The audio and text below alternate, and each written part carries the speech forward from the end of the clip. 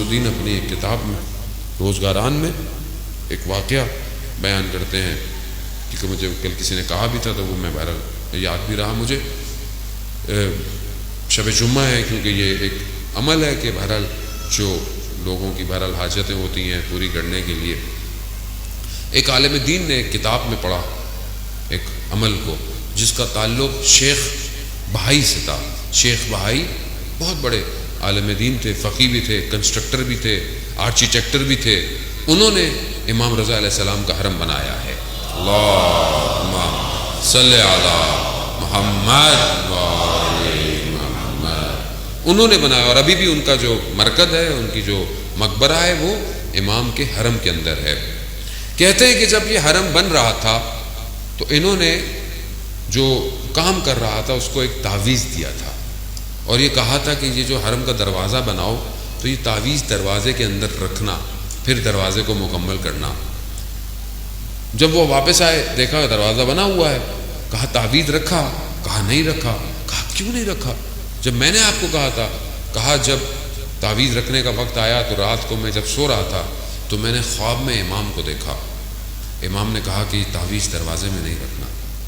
کہا 1 دن 2 دن 3 دن جب میں نے امام کو دیکھا تو میں سمجھ گیا کہ امام نہیں چاہتے یہ تعویذ دروازے میں ہو.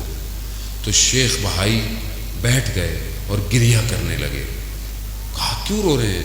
کہا میں نے جو تعویذ بنایا تھا نا وہ تعویذ ایسا تھا کہ کوئی بھی صرف حلال زادہ اس دروازے سے اندر آ سکے گا، کوئی اور نہیں آئے گا، مگر امام نہیں چاہتے تھے. کیوں؟ رؤوف ہے، مہربان ہے. یہ امام ہے کہ استاد انصاریان کہ جو ابھی آج کل بہت مریض ہیں، خدا ان کو صحت کاملہ اور عاجلہ عطا فرمائے، وہ حرم میں پڑھ رہے تھے امام رضا کے مجلس اور بیان کرتے ہوئے واقعہ کہتے ہیں کہ حرم کے خادم نے خواب میں دیکھا کہ امام تشریف لائے ہیں اور کہا کہ فلانے حرم کے دروازے پہ سائل آیا ہے، اس کی حاجت پوری کرو. ظاہر ہے حرم کا خادم تھا، اس کے خواب ہمارے جیسے خوابوں جیسے نہیں ہوتے. وہ اٹھا دروازے پہ گیا تو دیکھا کہ کوئی شخص نظر نہیں آ رہا، ایک کتا ہے. جب کتے نے خادم کو دیکھا تو چلنا شروع کر دیا شہر کی طرف.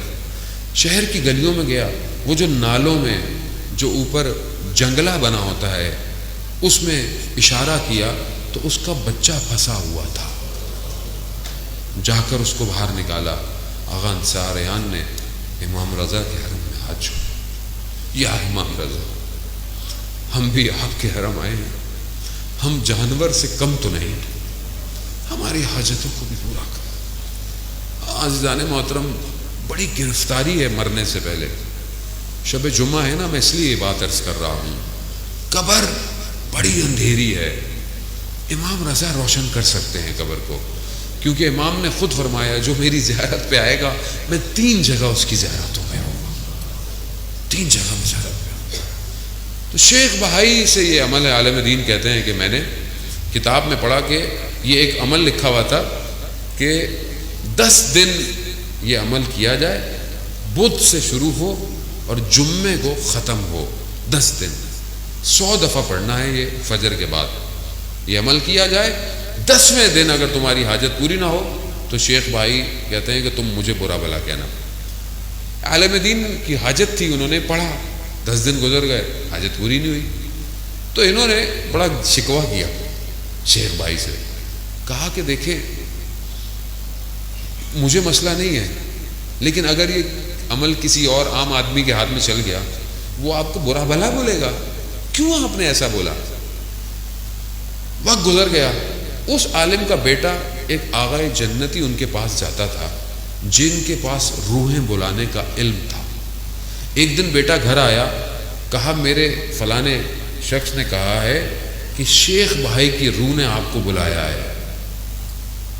اب یہ بڑے پریشان تھے، یہ خیر یہ پہنچے وہاں پہ تو وہ جو روحیں بلاتا ہے کہتا ہے میں نے شیخ بھائی کی روح کو کئی دفعہ بلایا مگر کبھی بھی نہیں آئے، اتنے مصروف ہیں عالم برزخ میں، لیکن آپ نے پتہ نہیں کیا کیا ہے جس کی وجہ سے. خیر بولا بلایا. خیر قصہ بہت طولانی ہے. اس روح کو بلانے کا جو عمل ہوتا ہے وہ ایسے نہیں ہوتا کہ آپ سے گفتگو کرتی ہے، آپ جو لکھ کے دیتے ہیں اس کا جواب آپ کو لکھا ہوا آ جاتا ہے. آپ مت کوشش کیجیے گا نا مجھے بلانا آتا ہے روحوں کو. خیر وہ بلایا تو شیخ بھائی نے لکھا کہ عمل صحیح ہے، کتاب میں غلط لکھا ہو، بدھ سے شروع نہیں کرنا، جمعے سے شروع کرنا اور اتوار کو ختم کرنا ہے، 10 دن ہو جائیں گے. تو کہا اس نے ایسے ہی کیا. اس نے جب دوبارہ کیا تو عمل ہو. میں نے بھی پریکٹس کیا اور میرے بھی کام ہو گیا. بہرحال میں نے کئی لوگوں کو دیا. اب دیکھیں کوئی بھی کام ہونا ہوتا ہے اس میں خدا کی بھی مصلحت ہوتی ہے یقیناً. اور جب کوئی انسان عمل کرے تو پہلے اپنے آپ کو بھی تو دیکھے اس کا باقی عمل کیسا ہے. باقی عمل اچھا نہ ہو، ہاتھ میں تسبیح پکڑ کے آپ عمل کرتے رہیں تو یقیناً عمل نہیں ہے. انسان کا اپنا عمل کیسا ہونا چاہیے. تو یہ ایک چھوٹی سی دعا ہے جو انٹرنیٹ پہ بہرحال موجود ہے، میری ویڈیوز بھی موجود ہیں. جمعے سے شروع کرنا ہوتا ہے، اتوار کو ختم ہوتا ہے. 10 دن ہر روز 100 دفعہ پڑھنا ہے. یہ میں ایک دفعہ پڑھ دیتا ہوں، اس کے علاوہ بہرحال یہ آپ کو مل جائے گا انٹرنیٹ پر کہ بسم اللہ الرحمن الرحیم یا مفتح الابواب و یا مقلب القلوب والابصار یا دلیل المتحیرین و یا غیاث المستغیثین توکلت علیک یا رب وقض حاجتی وقف مہمی ولا حول ولا قوت الا باللہ العلی العظیم وصلی اللہ علی محمد وآلہ اجمعین. صلوات اللہم صلی علی محمد آل محمد. مجھے کیونکہ کسی نے بہرحال کہا تھا تو میں نے اپنا وظیفہ سمجھتے ہوئے نعرہ حیدری. عزیزان محترم، شب جمعہ ہے. بہرحال میں اپنی گفتگو کو سمیٹتا ہوں اور شب جمعہ کی طرف وارد ہوتا ہوں. شب جمعہ شب مغفرت ہے، شب دعا ہے.